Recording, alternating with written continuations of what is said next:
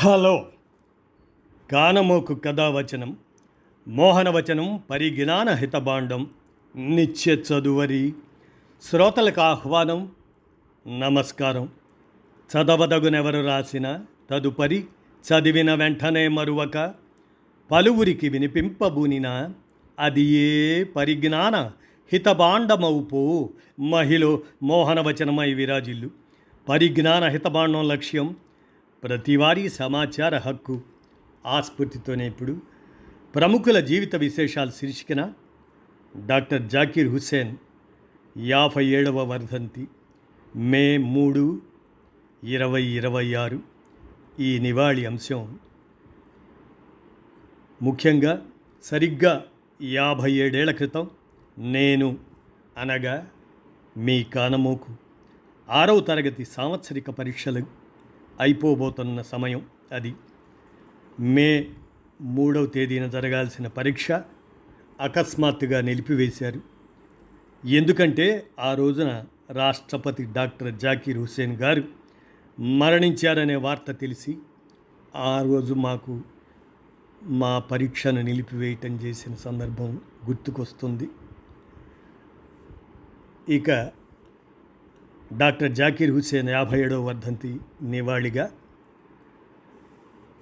మిత్రులు నర్రా వేణు సౌజన్యంతో ప్రముఖుల జీవిత విశేషాల శీర్షికన డాక్టర్ జాకీర్ హుస్సేన్ జీవిత విశేషాలని ఇక విందాం.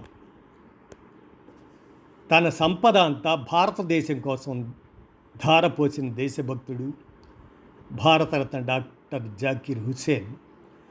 భారత 3వ రాష్ట్రపతి డాక్టర్ జాకీర్ హుస్సేన్ వారు ఫిబ్రవరి 8, 1897లో అనగా మన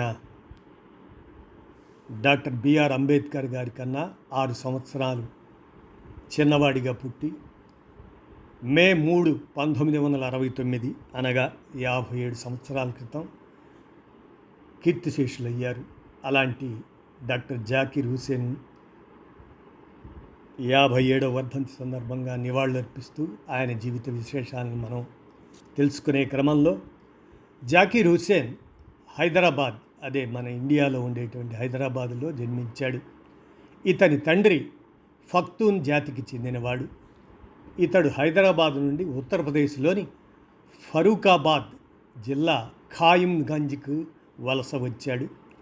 హుస్సేన్ ఇటావా, ఉత్తరప్రదేశ్లోని ఇస్లామియా ఉన్నత పాఠశాలలో చదువుకున్నాడు. ఉన్నత విద్య అలీఘర్లోని ఆంగ్లో మహమ్మదన్ ఓరియంటల్ కాలేజీలో అభ్యసించాడు. ఇచ్చట విద్యార్థి సంఘానికి నాయకుడిగా గుర్తింపబడ్డాడు డాక్టర్ జాకీర్ హుస్సేన్. హుస్సేన్ 23 సంవత్సరాల వయసులో ఢిల్లీ దగ్గర ఒక జాతీయ ముస్లిం విశ్వవిద్యాలయాన్ని స్థాపించి దానికి జామియా మిల్లియా ఇస్లామియా అనే పేరు పెట్టాడు. తరువాత ఇతను విత్తశాస్త్రం అంటే అర్థశాస్త్రం, దాంట్లో పిహెచ్డి చేసేందుకు బెర్లిన్ విశ్వవిద్యాలయానికి, జర్మనీ అన్నమాట, అక్కడికి వెళ్ళాడు. జర్మనీలో ఉన్నప్పుడు గాలిబ్ మహాకవి 1797లో జన్మించి 1868లో మరణించినటువంటి ఆ గాలిబ్ జీవిత గాథ మరియు కవితా సంగ్రహాలను క్రోడీకరించాడు మన జాకీర్ హుస్సేన్.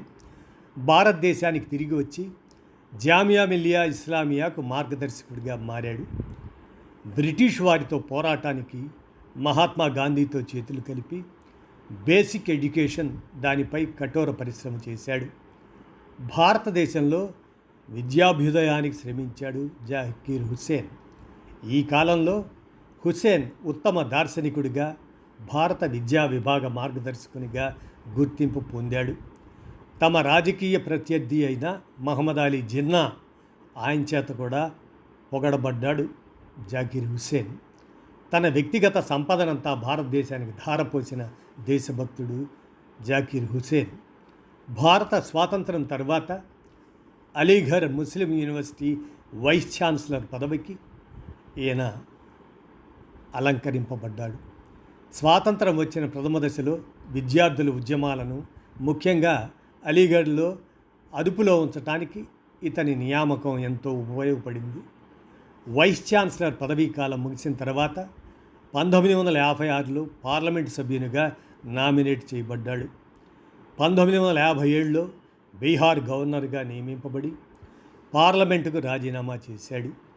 బీహార్ గవర్నర్గా 1957 నుండి 1962 వరకు సేవలందించిన తర్వాత 1962 నుండి 67 వరకు భారత ఉపరాష్ట్రపతి పదవిని అలంకరించాడు జాకీర్ హుస్సేన్.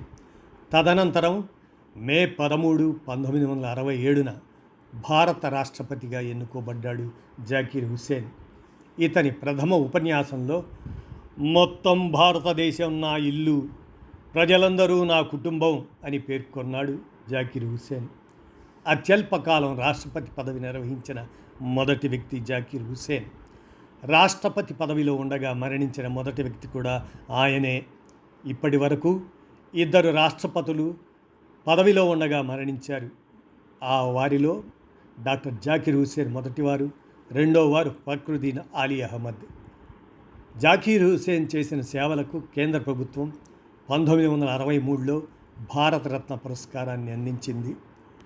నేడు మే 3, 2026న డాక్టర్ జాకీర్ హుస్సేన్ వారి 57వ వర్ధంతి సందర్భంగా ప్రముఖుల జీవిత విశేషాల శీర్షికన డాక్టర్ జాకీర్ హుస్సేన్కు నివాళులర్పిస్తూ ఆయన జీవిత విశేషాలని మన కానమోకు కథావచన శ్రోతలకు అవగాహన నిమిత్తం వినిపించాను. విన్నారుగా, ధన్యవాదాలు.